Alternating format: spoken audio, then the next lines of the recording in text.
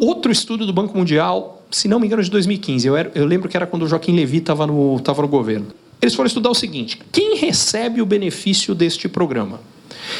Dos 15, em 14, o beneficiário não é o mais pobre. Eles dividiram o Brasil em 5 quintis de renda. Os 20% mais ricos, os 20 seguintes, até os 20 mais pobres.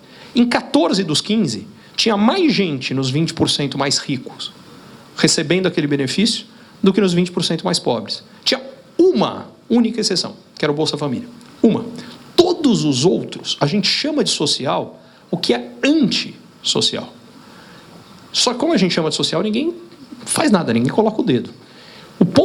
O exemplo mais óbvio disso aqui, gente, é o que a gente chama de universidade pública gratuita. Porque ela é gratuita para quem vai estudar, mas na realidade ela é paga por todos nós. São todos os impostos que todos pagamos, bancam para que alguém possa estudar de graça numa universidade pública. Foi o meu caso.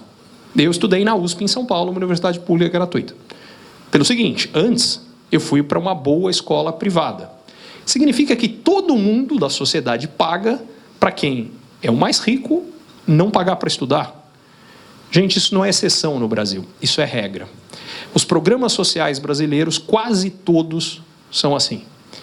E a grande razão das pessoas não entenderem isso é que o nível médio de renda do brasileiro é muito mais baixo do que as pessoas acham. Para ser mais específico, para você estar na metade mais rica dos brasileiros, se a renda sua, individual, mensal, é maior do que R$ 1.230 por mês, que, aliás, é menos do que o salário mínimo, você está na metade. Mas como pode ser menos que o salário mínimo? Lembra de uma coisa, tem 44 milhões de pessoas no mercado formal de trabalho.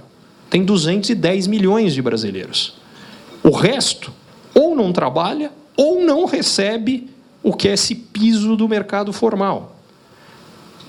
Mais longe, para estar nos 10% mais ricos dos brasileiros é mais do que R$ 2.700 por mês. Para estar nos 5% é R$ 4.500. O que eu quero chegar com isso, por exemplo, recentemente zeraram a alíquota de IPI de carro zero. Quem compra carro zero no Brasil é os 5% mais rico dos brasileiros. Mesmo carro zero barato. É assim, então, está todo mundo subsidiando a compra do carro pelo rico. Só que isso é a regra. Acaba com todos os programas, estão tirando dinheiro de todos, portanto também dos pobres, e redistribuindo para o rico, você tem R$ 1 trilhão.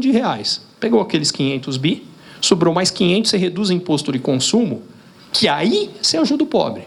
Porque o Brasil, como está ficando claro com o novo IVA, tem a maior carga de imposto sobre consumo do mundo. Só que tem o seguinte, quem mais paga imposto sobre consumo em relação à própria renda é o mais pobre. Porque o cara que ganha R$ 2.000 por mês, gasta os R$ 2.000 por mês em consumo. O cara que ganha R$ 2 milhões por mês, não gasta 2 milhões. Uma grande parte não vira consumo. E ao não virar consumo, ele não paga a alíquota mais alta de imposto que a gente tem, que é sobre consumo. Então, o resultado disso aqui, gente, dava para fazer algo, na minha opinião, mas muito melhor do que tem aí.